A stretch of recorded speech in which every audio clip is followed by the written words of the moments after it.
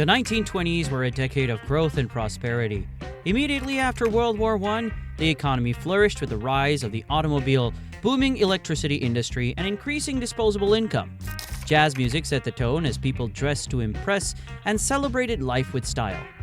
As a result, their palates grew more sophisticated, craving more than just the basics.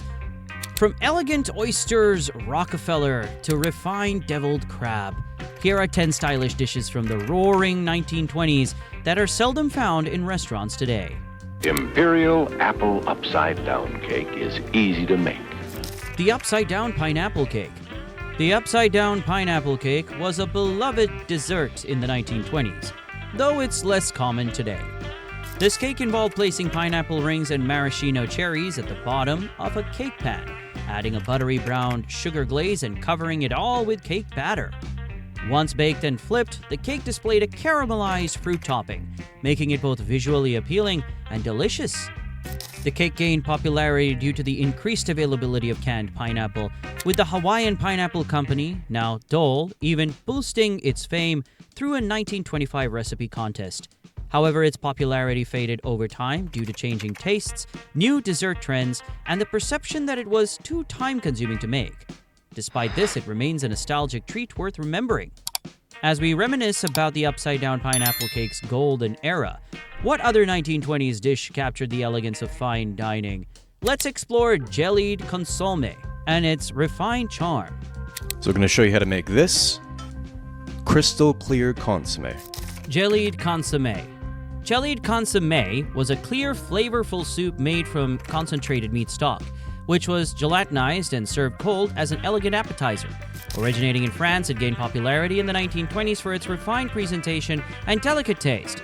The consommé was created by simmering meat, bones, and vegetables to produce a rich stock, which was then clarified to remove impurities. Gelatin, naturally extracted from the bones, gave the soup its jelly-like consistency when chilled.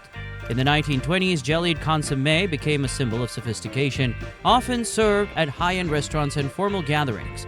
However, its popularity declined due to the labor-intensive preparation and the rise of convenience foods and simpler recipes. As jellied consommé faded from trend, could the rise of inventive seafood dishes offer a taste of the past creativity? Let's explore the spicy origins of deviled crab.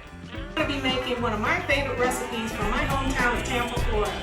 Spicy deviled crabs. Deviled crab. Deviled crab was a spicy dish made from crab meat mixed with breadcrumbs, mustard, and various seasonings, then baked in crab shells or ramekins. It originated in Tampa, Florida in the late 1920s during a cigar factory worker strike. Locals facing unemployment created the dish using cheap ingredients like blue crab and stale Cuban bread. The mixture, spiced with a salsa-like sauce called chilao, was shaped into croquettes and became known as deviled crab for its heat. This dish gained popularity in the American South, especially along the coasts of Florida, Georgia, and the Carolinas, as a convenient snack sold from pushcarts. Its popularity declined with the rise of convenience foods and the widespread use of imitation crab in restaurants. As we see deviled crab rise and fall from culinary popularity, what could a dish as luxurious as Lobster Thermidor reveal about evolving tastes?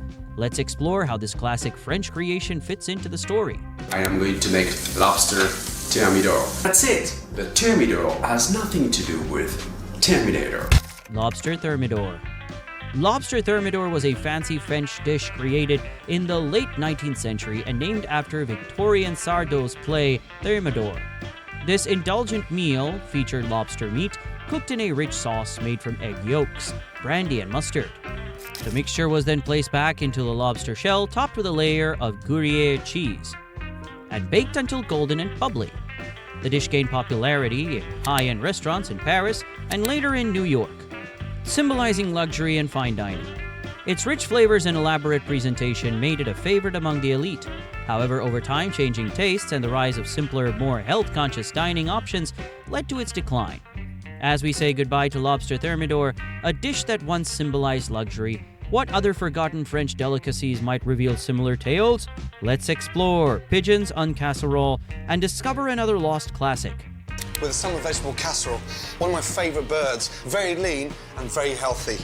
Pigeons en Casserole. Pigeons en casserole was a classic French dish from the early 20th century. It featured young pigeons, known as squabs, braised with vegetables like carrots and onions, often accompanied by mushrooms. The dish was cooked in a rich sauce made from wine and meat stock, giving it a deep, savory flavor. Traditionally served in a casserole dish, it was a hearty and comforting meal. Popular in the 1920s, especially in Europe, pigeon meat was more commonly consumed then. The dish's rich flavors and elegant presentation made it a favorite in upscale dining. With changing dietary preferences and the rise of more convenient, less gamey meats eventually made it less appealing to modern diners. As we bid farewell to pigeons en casserole, can you guess which classic dish rose to prominence in the mid-20th century? Let's explore beef Wellington next. I'll tell you that the beef Wellington is one of the toughest dishes to make in the world. Beef Wellington. Beef Wellington was a luxurious dish made of beef tenderloin coated with pâté and a finely chopped mushroom mixture called duxelles, then wrapped in puff pastry and baked. Its origins were somewhat unclear, with some believing it was named after the Duke of Wellington, who defeated Napoleon at the Battle of Waterloo in 1815. However, it likely evolved from the French dish filet de bœuf en croûte. In the 1950s and 1960s, beef Wellington became very popular in the United States, especially due to chefs like Julia Child. It was often served at fancy dinners and was favored by Presidents John F. Kennedy and Richard Nixon.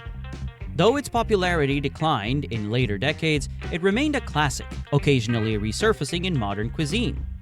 As we explore beef Wellington's rich history and indulgence, what classic French dessert might offer a similarly exquisite experience? Let's explore Floating Island next.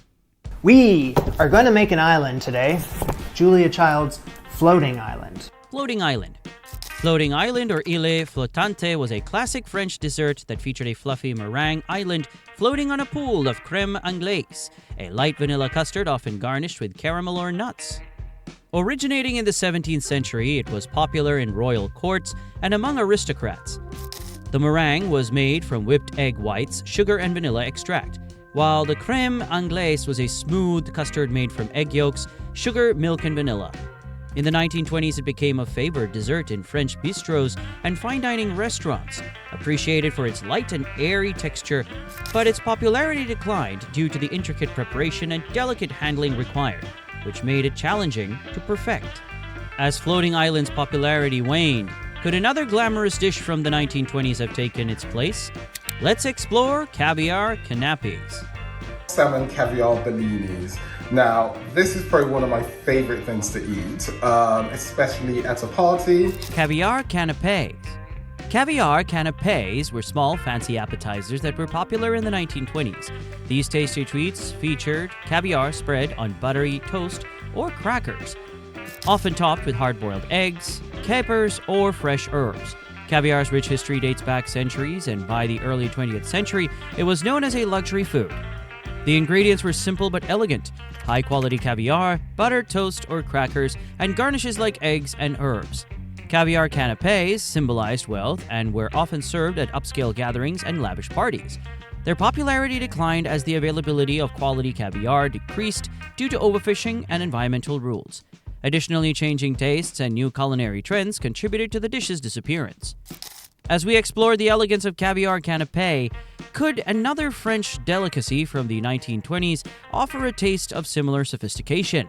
Let's explore Croquettes de Volaille next. In the 1920s, chicken croquettes, known as Croquettes de Volaille, was a popular dish.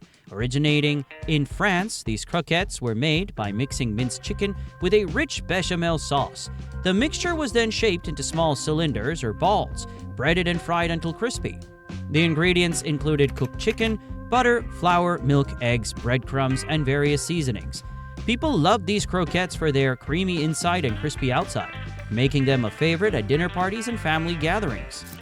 They were often served as appetizers or main courses, highlighting the sophistication of French cuisine. As quicker meals became more popular and the time-consuming preparation of croquettes grew less appealing, their popularity declined. As the classic Croquettes de Volaille faded from popularity, did another dish rise to take its place in the spotlight? Let's explore the opulent world of Oysters Rockefeller. I'm going to be making something that is just near and dear to my heart, and that is Oysters Rockefeller. Oysters Rockefeller. Oysters Rockefeller, a luxurious dish, was created in 1889 at Antoine's restaurant in New Orleans by Jules Alciatore. Named after John D. Rockefeller, the wealthiest American of the time, the dish was intended to reflect his immense wealth with its rich flavors. Although the original recipe remained a closely guarded secret, it typically included fresh oysters on the half shelf, topped with a rich sauce made from butter, parsley, other green herbs, and breadcrumbs, then baked or broiled. The dish quickly became popular among the elite for its opulence and unique taste. It became a staple in fine dining restaurants and was especially favored in the early 20th century. As tastes changed and new culinary trends emerged, Oysters Rockefeller gradually disappeared from mainstream menus.